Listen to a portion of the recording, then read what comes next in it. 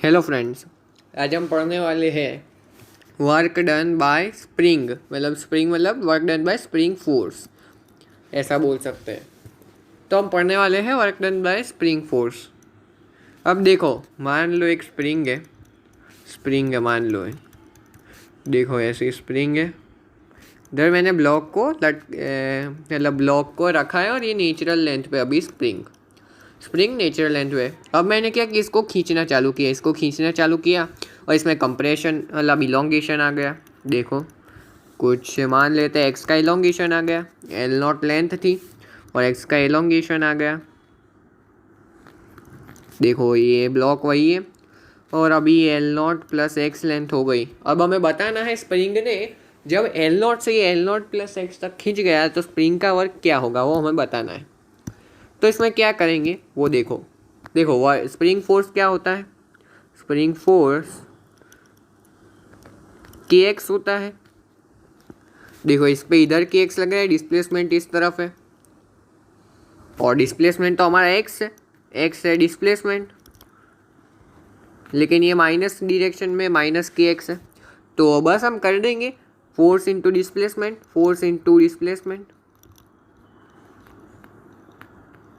यानी माइनस के x into x, यानी कि माइनस के एक्स स्क्वायर। लेकिन ऐसा ये बिल्कुल गलत चीज़ है। क्यों गलत चीज़ है, देखो मैं समझाता हूँ। ऐसा तब हम कर सकते हैं जब फोर्स कांस्टेंट हो। अब फोर्स क्या है, वेरिएबल है। देखो फोर्स कांस्टेंट हो तब ऐसा कैसे कर सकते हैं।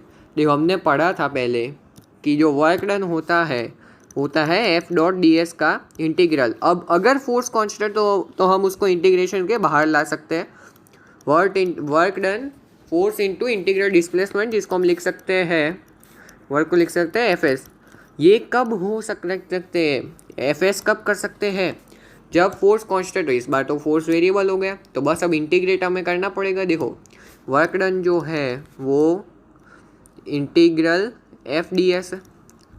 अब देखो मान लेते हैं ये एक्स खींच गया है नेचुरल लेंथ से एक्स खींच गया है और अब ये डी एक्स चलने वाला है आगे। डी एक्स इतना छोटा है कि जो फोर्स है उसको ऑलमोस्ट कांस्टेंट मान सकते हैं। यानी कि जो फोर्स को ऑलमोस्ट कांस्टेंट मानिए तो फोर्स क्या होगा, माइनस के एक्स होगा। देखो क्योंकि अगर मैंने इस तरफ पॉजिटिव मानी है डायरेक्शन, चलो ऐसा भी नहीं करते, के एक्स एफ वेक्टर तो डी एक्स वेक्टर ऐसा होता था। तो के x D x cos 180 degree, क्योंकि जो फोर्स है वो इस तरफ है के एक्स, डिस्प्लेसमेंट इस तरफ है डी एक्स, 180 डिग्री का एंगल है। ये सब तो आपको पता ही होगा। तो इसको हम लिख सकते हैं माइनस के x D x. Work done को माइनस के एक्स डी एक्स लिख दिया। इंटीग्रल अब इंटीग्रेट भी करना है तो वहाँ अब मान लेते हैं x1 इलोंगेशन पे इनिशियली था। देखो मान लेते हैं, ये नेचुरल लेंथ मत मानो, ये कुछ पहले से x1 इलोंगेशन था ही इसका पहले, सब x2 हमने कर दिया बाद में, तो उसमें वर्क पूछा है हमें। तो x1 से x2 तो माइनस ये के एक्स डी एक्स का इंटीग्रल क्या होता है, हाफ के एक्स स्क्वायर। और ये कहाँ से कहाँ, x1 से x2 और नेगेटिव साइन तो है ही, यानी कि इधर से हम लिख सकते हैं माइनस ऑफ हाफ के x2 का स्क्वायर माइनस x1 का स्क्वायर, ऐसा हम लिख सकते हैं। और अब इसको वर्क डन की वैल्यू हमारे पास आ गई है, तो वर्क डन की वैल्यू आ गई हमारे पास और वर्क डन को हम वापस से लिख सकते हैं। इसको माइनस को अंदर ले लो तो 1/2 के x1 का स्क्वायर माइनस x2 का स्क्वायर, ये हमारे पास फॉर्मूला आ गई। अब x1 क्या है, इनिशियल इलोंगेशन, x2 क्या है, इनिशियल फाइनल इलोंगेशन। इनफैक्ट ये x1 और x2 कंप्रेशन भी हो सकते हैं। क्यों, क्योंकि अगर मैं कंप्रेशन हुआ है, अगर मैं उसमें माइनस मान लूँ तो माइनस x1 डालो तो माइनस x1 का स्क्वायर तो x1 ही आएगा।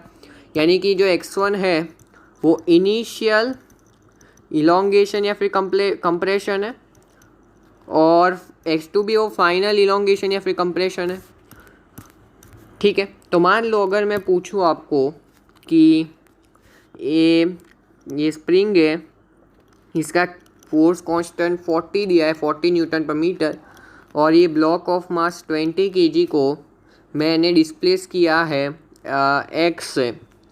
ठीक है, अभी ये नेचुरल लेंथ पर था और बाद में मैंने एक्स 5 मीटर खींच दिया, 5 मीटर्स को इसको खींच दिया। तो बताओ वर्क डन बाय स्प्रिंग क्या होगा। तो वर्क डन बाय स्प्रिंग तो आप आसानी से बता दोगे फॉर्मूला से। हाफ के वर्क डन बाय स्प्रिंग को हम लिखते हैं हाफ के को डाल दो सीधा 40 x initial square minus x final square. X initially natural line पे था, यानी कि x initial 0 minus x final. X final जो था हमारा वो क्या है 5 माइनस 25, यानी कि माइनस 500 जूल्स। ठीक है, लेकिन अब मैं पूछूं सवाल आपको कि इसका इनिशियली ये कंप्रेस्ड है, ये इनिशियली 2 मीटर से कंप्रेस्ड है।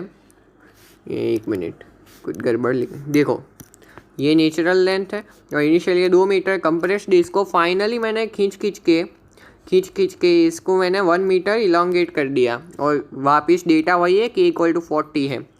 बताना है वर्क डन बाय स्प्रिंग क्या होगा। इस बार हम क्या करेंगे, देखो इसमें अब एक्स इनिशियल मैंने क्या बोला कि जब कंप्रेशन होगा तो उसको मैं एक्स नेगेटिव में मान लूँगा और जो इलोंगेशन होगा तब मैं एक्स पॉजिटिव में मान लूँगा। सिंपल। तो एक्स इनिशियल जो है वो -2 मीटर हुआ इसके हिसाब से और एक्स फाइनल हुआ 1 मीटर। अब फॉर्मूला अप्लाई करते हैं, हाफ के एक्स इनिशियल का स्क्वायर माइनस एक्स फाइनल का स्क्वायर, हाफ के एक्स इनिशियल का square minus half x final का स्क्वायर और वैल्यूज पुट कर दो 1/2 इंटू 20। एक्स इनिशियल को -2 का स्क्वायर माइनस 1 का स्क्वायर ऐसा लिख दो।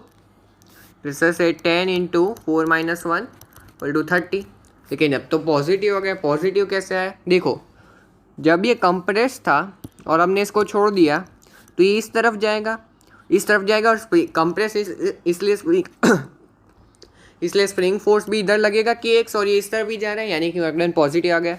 अब ये यहाँ तक आया तब तक वर्क पॉजिटिव होता रहेगा, बाद में इधर यहाँ से यहाँ जाएगा तब फोर्स इधर और डिस्प्लेसमेंट इधर, तब वर्क नेगेटिव होगा। तो जो टोटल वर्क होगा वो ये positive work plus negative work और लास्ट में जब हम इनको ऐड करेंगे तो इधर इस केस में हमारे पास पॉजिटिव वर्क आ गया और आना भी चाहिए, क्योंकि ये जब पॉजिटिव वर्क 2 मीटर के लिए, क्योंकि ये 2 मीटर डिस्प्लेसमेंट पे केस है और ये 1 मीटर के लिए नेगेटिव वर्क हो रहा है। ठीक है, यानी कि पॉजिटिव आ गया। तो वर्क डन बाय स्प्रिंग इस केस में आ गया हमारे पास 30 जूल्स।